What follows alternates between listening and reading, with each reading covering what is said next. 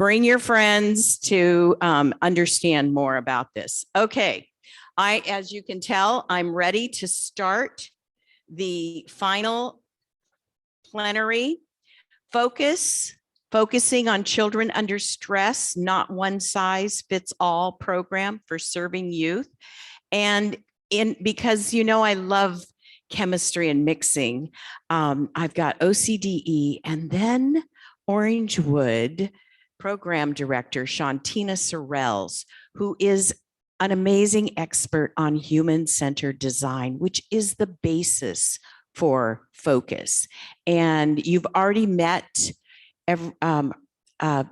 Stacy, and most of you have met Christine, so I'm not going to read long bios right now. And I introduce Shauntina to you, and she's going to be doing a workshop tomorrow. So I'm just going to let them start. Stacy's going first, then Christine, then Shauntina, then I'm going to come back and facilitate your questions. Okay? Are you guys good with that? All right.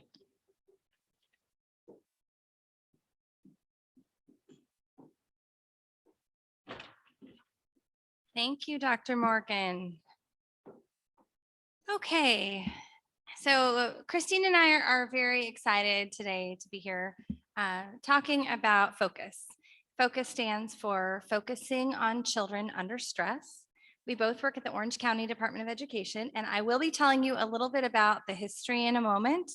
But I want to share with you that focus has also been called Handle with Care. Have any of you ever heard of Handle with Care, a program out of West Virginia? Okay, I saw 2 hands go up, Ruthie and Dr. Morgan, and it's probably because they were here a few years ago, which is how my colleague Stephen Lambert, who you heard earlier, he and I both had a meeting with the woman who spoke here at this conference. And this is what has evolved as a result of this conference. I just want to point out that a lot of credit should be given to Ensure Justice for helping us to make that initial connection. So let's make sure this. Okay, here we go. I mentioned it's called Handle with Care somewhere else. I'll tell you in a couple of minutes why it's a little bit different with us calling it Focus, but it's a notification system. It's pretty simple and straightforward. So when there is a child who is involved in a traumatic event and a first responder is on the scene or has an interaction with the child, oftentimes what happens is the first responder will complete paperwork, go back to the precinct, fill it out, and explain what occurred. Sometimes social services needs to be involved if the child is in harm's way, or if they're a victim of abuse or neglect, anything like that, they can be removed and there's their involvement.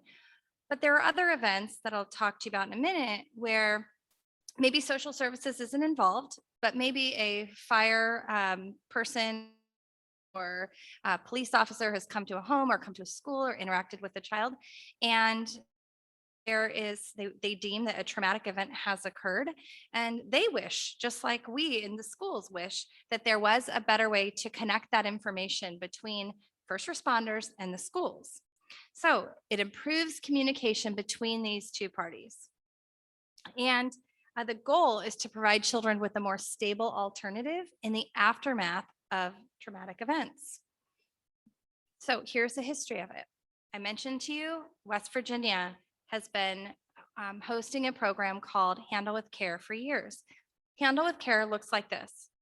An officer has gone to a home, maybe there's been a domestic dispute, and they go back to the precinct and they would fill out a form and they would fax it. Remember that, faxing? So they would fax it to a statewide phone number, and someone in an office or a cubicle would get that fax, and the information on the fax it would include the child's name, it would include the child's birthday, and the school district that the child attended. So then this person in West Virginia was trying to figure out how to inform the schools, and they would call the school district and then try and figure out which school this child went to and inform the school something happened to this child. Without the details, just something happened. as they moved forward a little bit more, they started using email instead of the fax. And so when we called West Virginia and talked to the leadership there about what they were doing, we learned that in California, Stanislaus County Office of Education and the DEA, Drug Enforcement Agency, their office, they were partnering on the same project. They were copying Handle with Care, and they were calling it Focus. Just because of the acronym, it was easier to say, made a little bit more sense for folks. So they called it Focus, and they started with, I think it was 4 pilot districts. And by the end of their pilot, they had added all the districts in Stanislaus County, which are on the left there, and all of the participating first responders, which are on the right. So we've been working with Stanislaus County for the past couple of years, and we had a really great recent grant opportunity come up where we were able to basically get a little bit of money through the ACEs Aware program that Pam mentioned earlier. Remember Dr. Nadine Burke-Harris and ACEs Aware, statewide program. So we were able to get a little bit of money, and we worked on an app using a lot of the code that Stanislaus had been using, and Christine is going to talk to you about it in a minute. And we have some pilot school districts we brought on board, and we said, look, we've got this app. The app makes it a lot easier. There's no faxing, there's no email. And it's essentially what we want to do is have your school district receive a notification that a child has been involved in something pretty scary, pretty traumatic. What do you think? And the districts that we started talking to, a lot of them said, oh, that's great. We got a lot of early district buy-in. But then we started talking to law enforcement agencies. And some of the agencies would say, well, I don't know how this is going to work. What happens if a responder doesn't fill one out, doesn't fill out a notification? What happens then? And then we found out that sometimes you have to seek out people, or they come to you who just have a huge heart, a conviction for this kind of work. I know that Dr. Beals was mentioning that earlier, right? This, like, someone who's just meant to do this. So the police chief in Seal Beach, Christine, remind me of his? Gonchak. We pronounced his name a little bit wrong. I apologize if he's watching. Chief Gonchak, Seal Beach Police Department. He sits on the board of NAMI, and he heard about what we were trying to do, and he said, oh, I want in, let's talk. So we spoke, and he said, oh yeah, definitely. We're going to join. We're going to do this. And I want you to come and speak to all of the police chiefs in Orange County so that we can try and get all agencies involved. That is our goal, by the way. That is our ultimate goal. It's Christine and myself, and she'll tell you a little bit more about our tiny team. We wear a lot of hats, so it's not just this project, but we're very passionate about this. So Buena Park School District was one of those other early adopters. The district said, this makes a lot of sense to us. It didn't take any convincing beyond I think it was Christmas Eve or the day, maybe the 23rd of December of 2020. Was it? No, 2021, because we were all in masks and 6 feet apart. And we were talking about this and with the superintendent and everybody at the district, and they said, oh yeah, we'll do this, no problem. So the really wonderful thing is that when a district says they want to sign on to this, it's not just a few people. They're willing to let us come out and provide a training to every single one of their teachers on what focus is and what to do if you are the recipient of one of these notifications. And so that's fantastic, because trauma-informed practices are a really important part of professional development. I've heard a few people mention that today, that it's not just about being able to, get a notification and say, well, do you need, you need to take that test next week? That is not necessarily creating a cocoon of support around a child, right? Like, we want this teacher to know, okay, here's a protocol at our school district. At our school, we're gonna go and we're gonna talk to the school counselor and say, hey, I got a notification app. The way our system is set up, the head mental health lead at the school site also gets that notification, as does the principal, as does a district contact. And we want to make sure everyone in these positions are in the loop so that they can provide this soft place to land for the child. So Buena Park School District, Buena Park PD, they were our very first district. Then, because the Seal Beach PD was so fantastic, We spoke to Los Alamitos PD, who they serve, and Los Alamitos said, yep, we're in, no problem. We had learned, actually, Christine, she'll talk to you more about law enforcement. She has some great relationships with our law enforcement agencies here in Orange County. And we knew that Anaheim, especially with human trafficking, the way that they were, I'm looking at Dr. Morgan, but I have heard them in different human trafficking task force meetings. They've presented about how they have changed the rooms, the settings for victims, so that when they come in and question them after they've brought someone into the station, it's not a cold interview room, but rather it's a place of comfort. It's designed to support them and give them water and something warm and a blanket, and make this a place where they can, in fact, feel more comfortable, perhaps opening up. So when you hear that about a law enforcement agency, that is what they're doing, we want to go to that law enforcement agency, right? We want that law enforcement agency to join us in this project. And they have said, yes, we are interested and we do want to move forward. So very exciting. Anaheim Elementary, Anaheim Union High School District have also signed on to it. We haven't provided trainings for their teachers yet, but we are moving in that direction soon. So here are some examples of traumatic events, because you might be thinking, I'm sure each of you is thinking about maybe one or two, and they're all different. So here are some examples that we share. So it could be something like a house fire. And Buena Park, when we first went to them and brought up this idea, they said, we had a student who lost their home. The family lost their home in a fire. We did not know for 2 or 3 weeks. The school site didn't know, the district didn't know. They could have provided so many different resources in the meantime. So even though the app doesn't allow for details to be shared, that's okay. If a school understands a notification has been submitted, the school principal, mental health lead, not only are they notifying the teacher, but they can also check in with the family.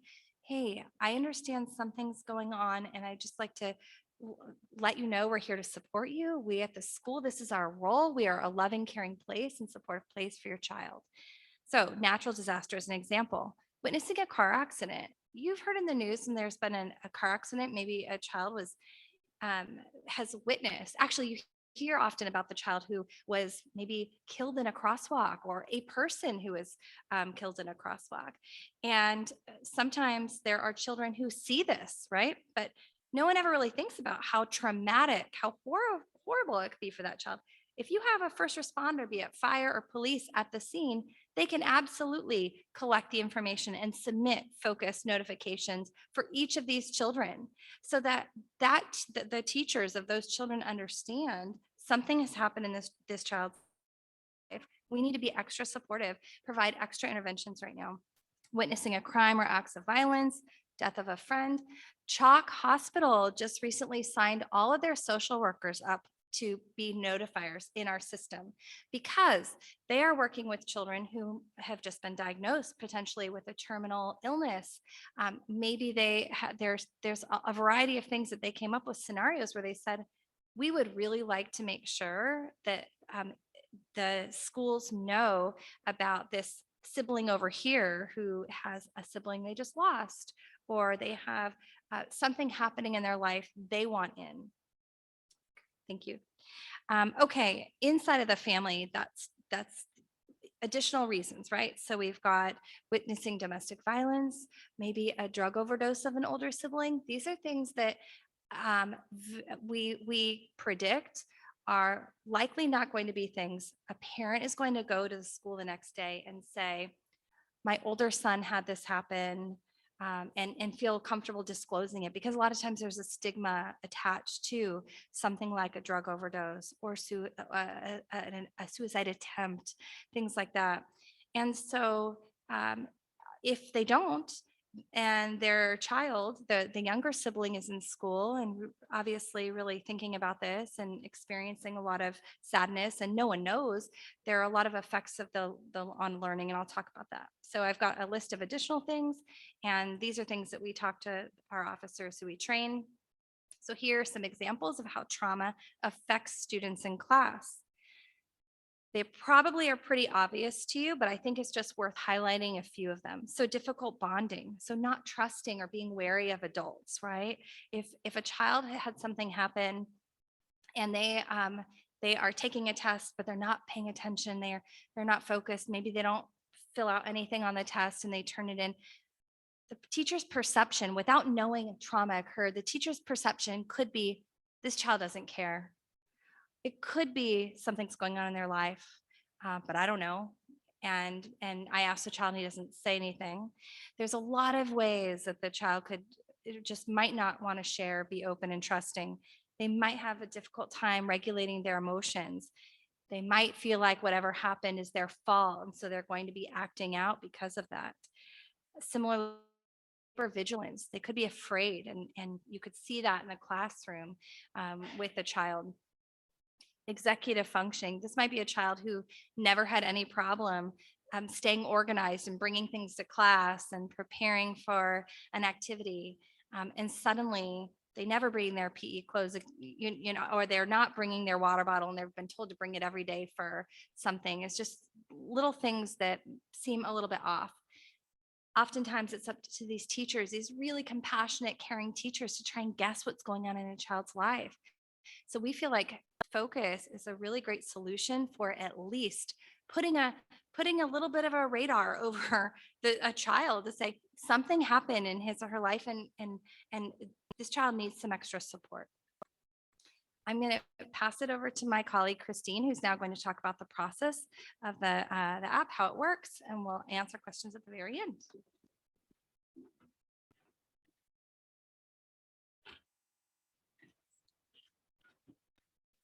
Thank you, Stacy.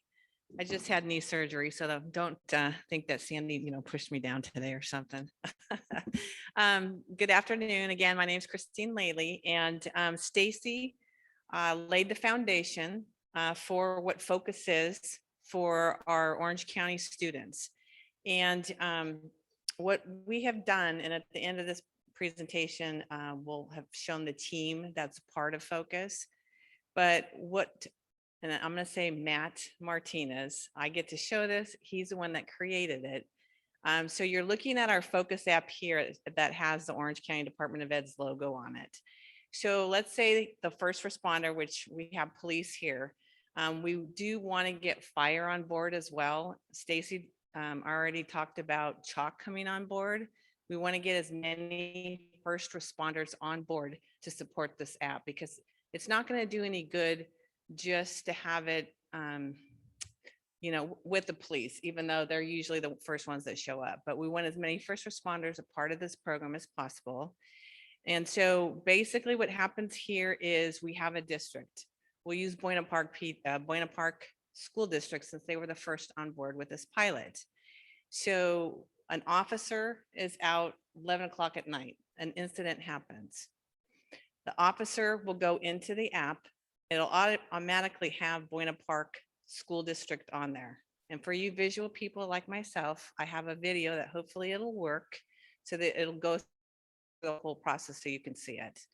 Buena Park School District, there'll be the school for the whole district. So let's say, I don't know, they've got 26 schools.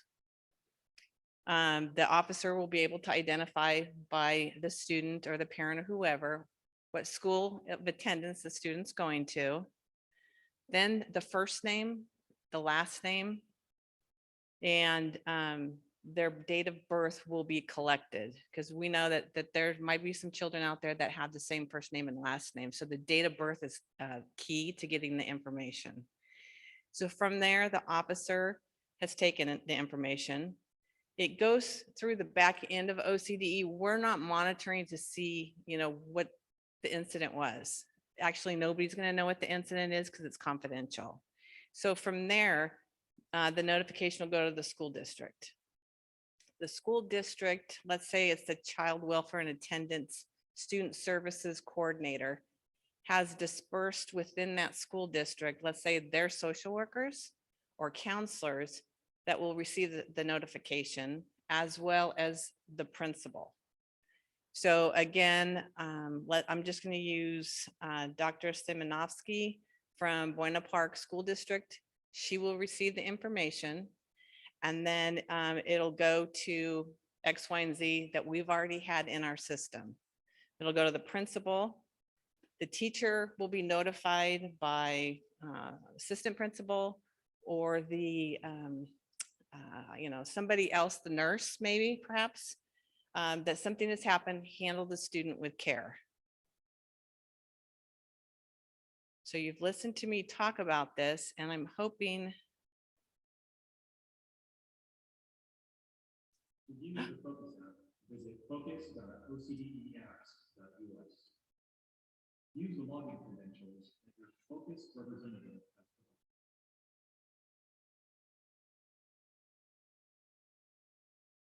After logging in, you'll see the first responder focus notification.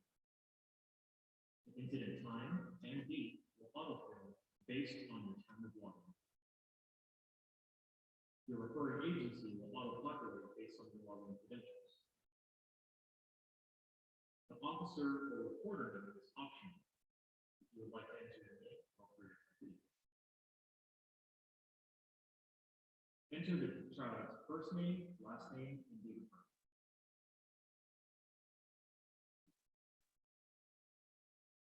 If you click on the date of birth field, you can select a date from the calendar or simply type in the date, keeping in mind the format.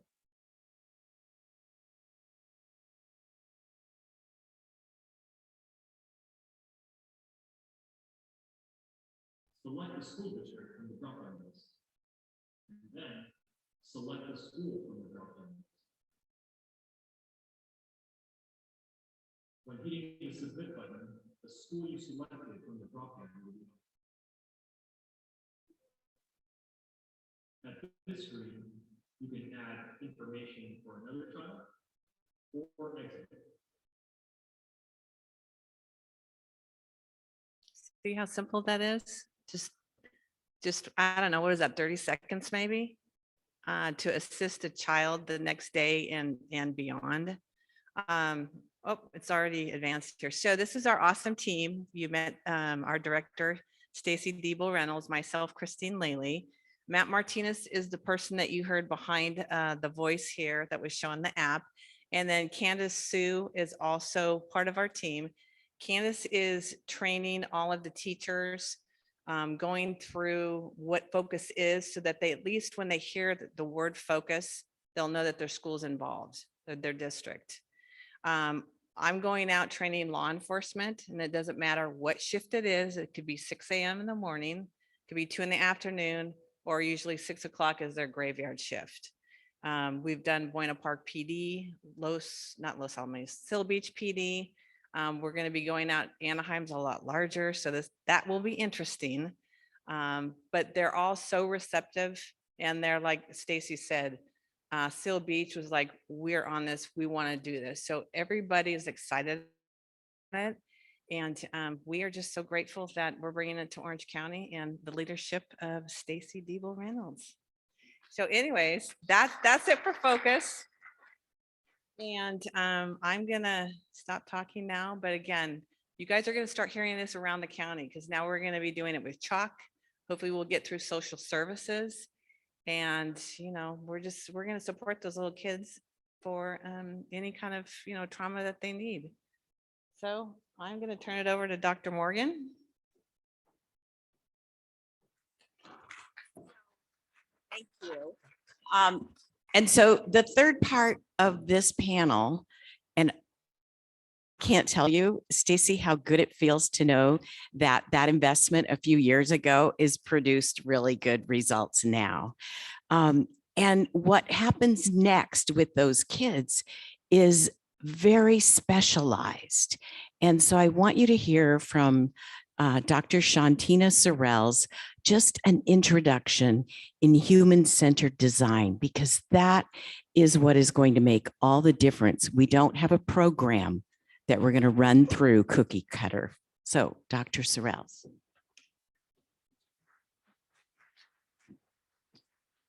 Good afternoon. I'm having nostalgia because I spent 4 years in this room, chapel 3 times a week. So I'm still like kind of, wait, am I in chapel or no? Okay, I'm here. All right, I don't have a chapel card, but I heard they've upgraded since then. That was 20 years ago. But I'm glad to be back here today with all of you. As Dr. Sandy Morgan, or I call my fairy godmother, mentioned, I'm the Chief Program Officer at Orangewood Foundation. And we have many, many programs that serve youth ages 16 to 24 primarily, but we also have 2 programs that are very focused on survivors and their journey after leaving the life and what that looks like. And some of the ways that we've created our programs and where we've gotten to is by using something called human-centered design. Now, I could get very sciencey on you, but then you would all be falling asleep, and that would not be the good teaser that I'm supposed to give you so that you can come to my workshop tomorrow, where you're going to get full slides and graphics and all of the information, but we're not going to do that today. So just a tidbit to pull you in and get you there tomorrow, okay? So really just to talk about human-centered design. So that's really sciencey sounding stuff, but what it really means, and I actually was like, oh, that's a perfect example, the app that was just shown. When you think of a police officer, and this is very interactive. So for those of you who are just staring at me, but you're really thinking of something else, wake up. All right, so when you saw that and you thought of a police officer, what's the first thing you think about police officers? What? Scary. Yep, they're very scary, right? But why? The guns is definitely a good reason. But aren't they also pretty intense, right? And they're trying to get their job done, and their job has a lot of details. They're probably very busy, very overwhelmed. The work that they do is not easy. And they designed this app clearly with human-centered design. And I know this, I'd never seen the app before today. I had no idea, right? But just knowing this, because human-centered design is about knowing the person who is going to use the service. A police officer does not have more than 60 seconds probably to spend on this, and that probably is going to take less than 60 seconds to complete. Just thinking of their work. That's what human-centered design is. It's really truly thinking about who you are serving and ensuring that what you are building, creating, shaping, whatever it is, actually meets their need. And here's the kicker. You actually don't know what that is. That's the other part about human-centered design, is you're not the expert. So even me here with my initials and all the fancy stuff, I don't even know. I am not the expert. So human-centered design focuses the survivor as the expert. They truly are the ones who help us figure out what we should be doing, when we should be doing it, why we should be doing it. And if we do not use it that way, if we do not start there, we're doing it all wrong. And not to be mean, I'm not trying to say that, because all of us have good intentions and we come in and we're like, I have this fantastic idea. I'm going to do this. That's all wonderful. It really is. And a lot of us start from that. One of the first things that I learned in my MSW program is fall in love with the problem. But we are so good at solutions. We jump in, we want to fix it, we want to make it all better because we don't want people to hurt. We don't want people to feel the way they're feeling, but that actually causes more harm. Because why? We're designing a program for ourselves, not the survivors. And so we have to take a step back. And so tomorrow I'm going to spend a lot of time, teaser, on this human-centered design process, which has kind of 3 phases. So inspiration is the first phase. Know who you serve, talk to them, listen to them, figure out what they're really saying, take that information, synthesize it, figure out what you do with it, and then you ideate, which is like the really fun part. That's where you just create stuff, and there's no bad idea. You throw anything on the wall. If it sticks, great. Like kind of like pasta. I heard that's not really a good thing, but you throw it on the wall and see if it's done. But apparently that's overcooked, but that's another TED Talk. Just kidding. But it's really about really figuring out all of the ideas, because how many of us know all of the answers? Not me even. So it's putting it all out there, getting the best brains you can in the room. And then you actually don't, what we normally do there is we jump right into fixing then, but you actually don't do that in human-centered design. You go back to the people and say, okay, here's all of our crazy ideas. Which one's best? And you put that in front of the survivors, you put that in front of those you serve, and then you start all over again and getting that feedback and getting that information and then putting it into practice. And then the last phase is implementation. This is where you actually do the work. So all of that was just fun, just kidding, it's all work, but you really get into like putting it in practice, but you keep those feedback cycles in place, you keep the information going, and you want to ensure you're always checking. So one example I'll talk about in depth tomorrow is one of our programs that we have, which is a transitional housing facility for youth exiting the life. When we started this program, most youth are living in an environment called a group home. How many of you guys know what a group home is? All right, fair number, so I don't have to explain things to you. But most of the time when you think of a group home, what do you think of? Structure, thank you, rules. Lots of rigidity, and there's reasons for that, and it all makes sense, and that's great. But guess what? When you're working with survivors, that's the absolute worst thing you can do. Do you want to know why? Anybody know why? Control, right? So we're mimicking the trafficker. We're mimicking the trafficker relationship if we come in with all of this structure, all of this rigidity, all of these rules. It actually doesn't work, and we saw that. We ran a program like, yep, this is what we're going to do. We're going to have group at this time and therapy at this time and this is this time and this is that time. And it's all great and dandy because that's what funders want and that's what people think is best. And it works in other environments. It does not work here. And we learned very quickly. And we learned because the youth told us. They told us not by they weren't like, hey guys, just want to talk to you. This program doesn't work. That's not how it went down. You want to know how it went down? We had things broken. We had things missing. We had people missing. We had all things not in place. That's how you find out it's not working. And then we stopped and we said, we need to learn more. And so we asked a lot of questions. And we asked the youth and we worked with the youth and we talked to the youth and we understood more. And they said, guess what? What we really want is a home. I don't want a program where I live. I don't want to see people that I have to think about all of my problems. I want a home. I'll do the work, but I want a home. And so we have spent the last several years trying to make it as much of a home as possible. And we're still learning and we're still falling and we're still figuring it out. It's called failing forward in human-centered design. That sounds real good. But we're still doing that day to day, but it's one of the parts of the process. And so we're going to talk about tomorrow, if you want to come join me, about how we did that, what that really looks like. And we're going to dig into all of the phases and how any of you could go out there and take this process and apply it. It's around us all the time. We just saw it in the app. All of you who have that smart gadget in your pocket, human-centered design is everywhere. If we could use it more in the programs that we use to serve the people with the highest needs, we could actually make a much larger impact. We could actually do so much more.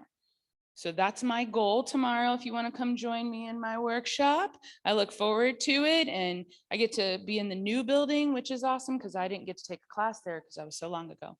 All right, but I will see you all tomorrow.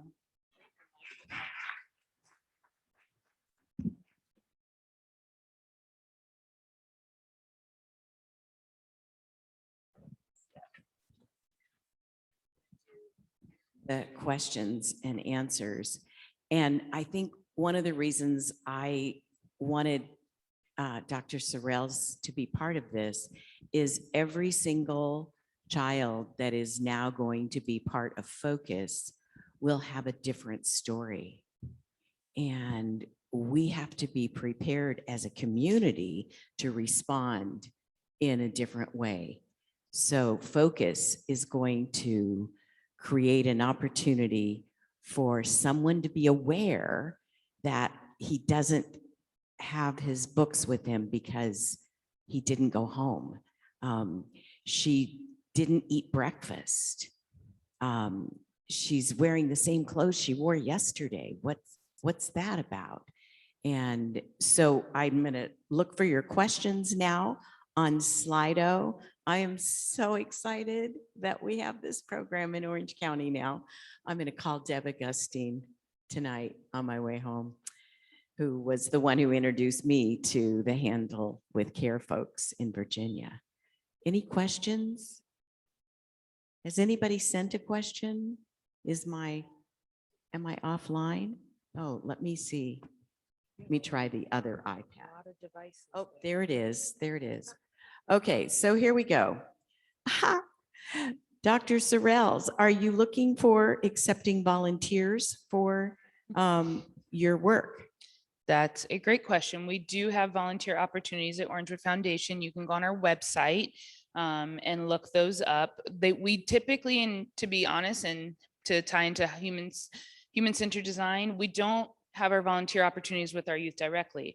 Many of our youth talk to us about how they've had so many relationships come in and out of their lives, and they've had people come and go. And so we don't typically do temporary volunteer type of relationships there. However, we have volunteers that come and cook meals in our kitchen. They come at different times to different events. We also have, if anyone's looking to be a foster parent, we have an FFA. You could take one of our youth into your home, which is a volunteer opportunity, as well as several others. We also have a mentoring program. So if you'd like to be paired and mentor a youth, you can also do that. And all of that's available for more information on our website. Thank you. And just an additional note, tomorrow in the first plenary, Nicole Stratman, who is now the director for, or program manager, I don't know her real new title, for resource parents. Foster parents are now being called resource parents. I just love that. So Stacy or Christine, how can we bring focus to our school district? That is a wonderful question. So we are very interested in any connections that anyone in this room or anyone watching has to, advocate at their school district, but we are talking about it everywhere we go now. There's a lot of interest. There's a small team of staff that are doing the trainings, and that's okay. We'll do whatever we need to do. We'll get more people involved to make sure that staff are trained. It's not an intensive workshop or anything like that we need to provide to all staff. It's an understanding that focus exists. Here's how it works, and here's what to do when you receive one of these notifications. What we don't want to do is have what happened to you last night? I understand something happened. No, there's protocols that we go through of how to respond and what kinds of supports you can provide. Maybe it is that, did you have breakfast today? I want to make sure you get some food. You look a little bit tired. Do you want to lay down in the nurse's office? Things like that. And then working closely with the school mental health leads. But bringing it to your district, if you are a representative of a district today and you're here or you're watching, please reach out to us. I think is our contact information in the Whova, okay, it is. Wonderful. So it's in the Whova app.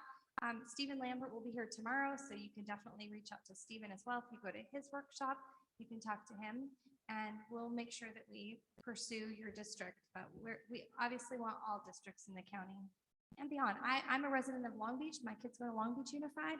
I want Long Beach to have it as well. So there's a personal investment that we have in making sure that this goes as far and wide as it can, because kids don't just traumatic things don't happen to kids right in their own neighborhood. Sometimes they can be visiting relatives, they can be elsewhere. So we want to make sure that we have as many districts involved as possible.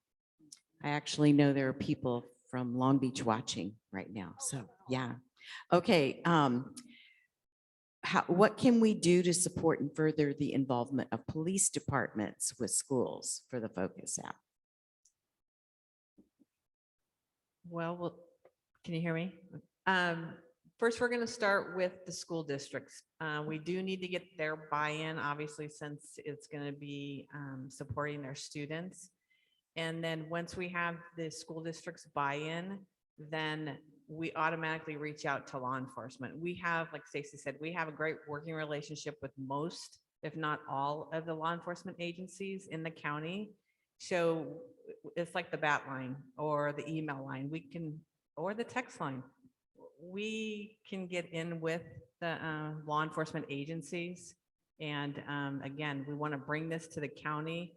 We do have great contacts, so we'll just keep knocking at their door and texting them and emailing and showing up. And I've just been asked to share my mic with all of you because they hear it better. So we'll pass it around. Did you guys hear me, or do you want me to repeat it? Got it? Okay. Nothing else to say, except that if you maybe a difficulty hearing online, maybe that's the mic. So in a nutshell, if you are a district or a law enforcement agency who wants to participate in Focus, then please reach out to us at the Orange County Department of Ed. Our information is in the HOVA app. Sorry, I'm pronouncing that wrong. And we would love to talk to you because we are absolutely about expanding and making sure that this is across the county and beyond. This is fun. Okay, next question. How can we bring focus to other districts, counties like Ventura County? So maybe this is like, is there a movement to bring this to the state to make this broader? Yes. So when Stanislaus County Office of Education decided that they were going to mirror the Handle with Care project in West Virginia, they spoke at a conference, and our then state superintendent, Tom Torlixon, he was so moved by this and said, this is such a common sense, no brainer kind of thing to do. He wrote a letter to all school district superintendents and county office of education superintendents. He wrote a letter encouraging every district, every law enforcement agent, like to seek out your respective law enforcement agencies and bring folks on board that yes, everyone should do this. It didn't explode maybe the way that he had hoped by sending the letter out, but you know, that's how it goes. It takes some time.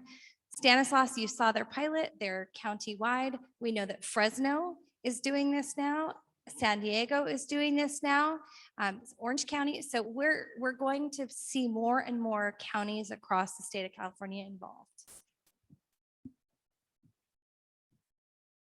I have a response that says, thank you for the mic change. Yes, watching online, and that helps tremendously. And we're in a hybrid environment. And so they're part of our community, even though we can't see them. It made me think of when I was a little girl and my pastor said there were angels watching us. And I couldn't focus after that because I thought there are people. And now it's really people are watching us. Whew, okay. There is another statement as a student. I'm not sure what that is about. So if you put that in there, please add that. And then finally, for focus, how are we, I guess this is not really a question. This is my observation and why I wanted Dr. Sorrells here. Because of this, trying to explain this to other departments and having language to justify the language around human-centered design is becoming best practice.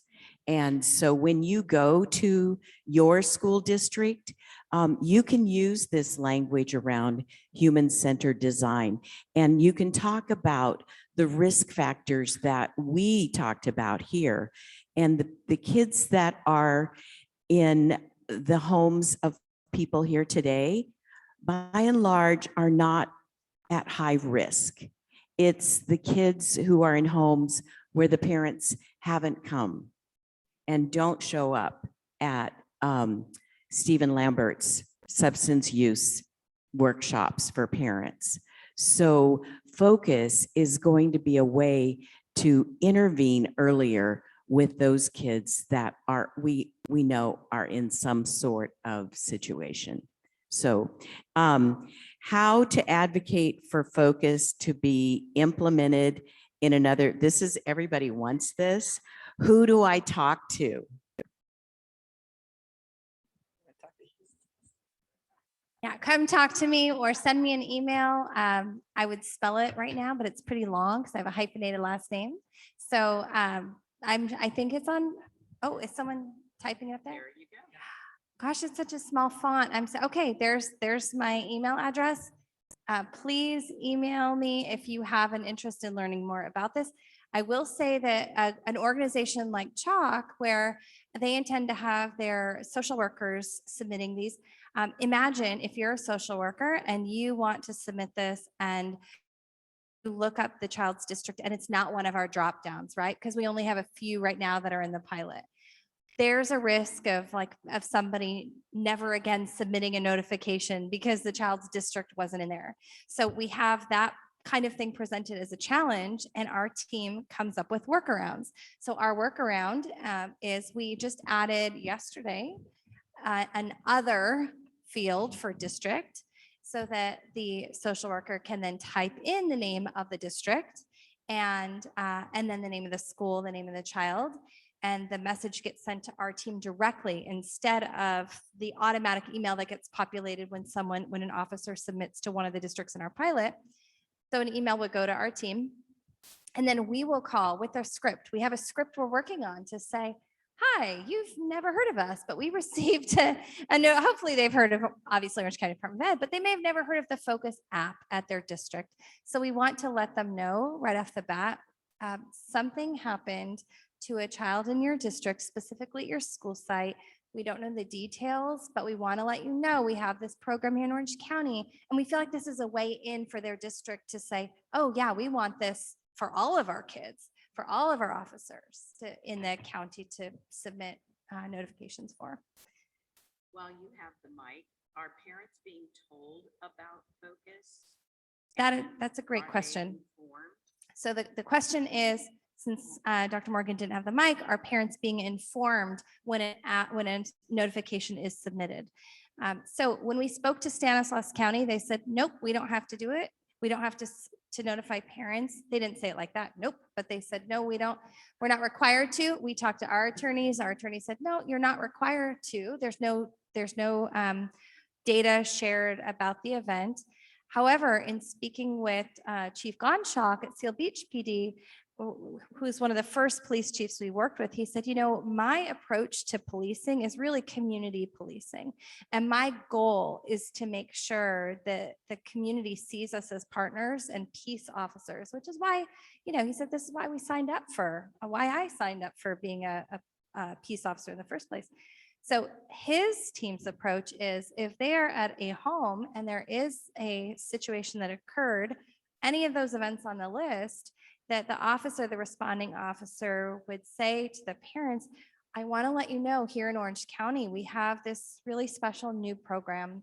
And what it will do, without sharing a single detail of what occurred, is it will let the school of your child know that they were involved in something without any details again, but that they were involved in something and might need some extra TLC and support in the days to come.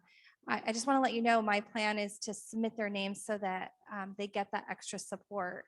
And he, in talking with his officers, one of the things that we were really excited about is the officers' responses are, oh my gosh, like relief that they get to have a little bit of not necessarily closure, but that they can conclude an interaction with a young person, knowing that that young person is going to get some extra support, that they're not just going to my love and compassion on this evening with this child ends here and no one's going to know about what happened. And the child's clearly going to be suffering for days to come. It brings this officer comfort knowing that they're, oh my gosh, what a relief here.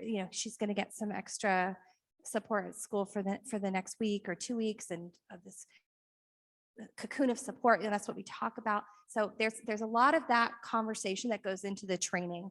And so while technically we don't have to inform the parent, we are encouraging officers to have that community approach and to basically reassure the parents that a program that we have in Orange County that's new and that's a pilot is going to provide their child with even more support. Okay, so this question's for you, Dr. Sorrells. What can you study in school to learn more about human-centered design, resources, disciplines? Oh, that's a favorite question. So I actually studied social work. So I got my MSW in social work, and I particularly went the macro track, is what they call it in social work. There's a micro, which means individual client, more face-to-face, and then the macro. And I was very specific about the macro, which taught me more like program design and program evaluation, which is part of it. And then human-centered design, the other good thing, well, you can come to my workshop tomorrow. But if you wanted to study in school, I got my doctorate in social work at USC, which was all based in social change for good and innovation in human-centered design. So you could also get your doctorate in social work. There also is another element, IDEO.U. And so they are a fantastic organization, and they have online courses that you can take. I don't believe they have a free one, but they are relatively inexpensive from what I remember, but they have a ton of free resources. So you could even walk yourself through them, get familiar with them, get to know them. There is a Coursera course that is free on human-centered design. So I do recommend that one. So there is fantastic resources out there. Again, if you come tomorrow, I have a slide of resources. So please feel free to come join me tomorrow. But yes, please go study social work macro, and then you can come be an intern with me, because I take my interns through an entire human-centered design project. So they start with a community needs assessment their first semester. They do research, expert focus groups. And then I have had a Vanguard intern. Laylee was one of mine. And then their second semester, they actually do an intervention. So one of my current students right now is doing TikTok videos to reach Tay youth about housing opportunities. And so you never know where you'll end up. Our first intern wrote a workforce program, and we now have 12 youth employed in our workforce program. My second intern wrote a housing program for young moms, and we have a young mom's home in Cyprus. So you can come change the world. Just come to Orangewood. All right. Wow. Can I be no, I guess I can't. Lots more questions about how to get focus in your area and all of those details. And so follow up with Stacy and Christine. Even someone has vision for focus as a national platform, and you might want to go back and listen to the Handle with Care originators in Virginia. There is a podcast in the Ending Human Trafficking podcasts for information on that. As we wrap up today, we give them a big hand.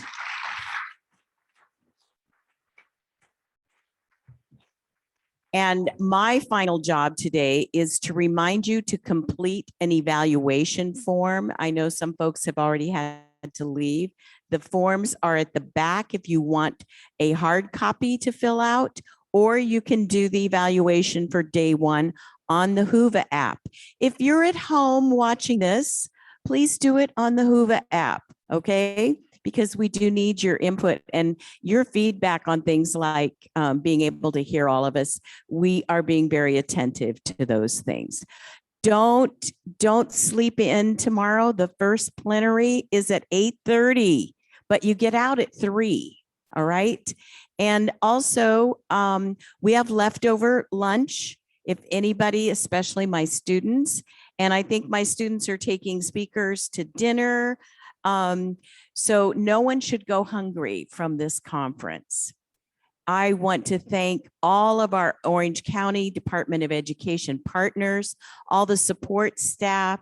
Muchas gracias to the Spanish team and to our videographers, our tech team back there, Stephanie. We appreciate you so much. Have a wonderful time of networking as you leave today, and I will see you back here tomorrow. Like, come a little early, all right? Because it'll make me feel better. All right. See you in the morning. Bye-bye.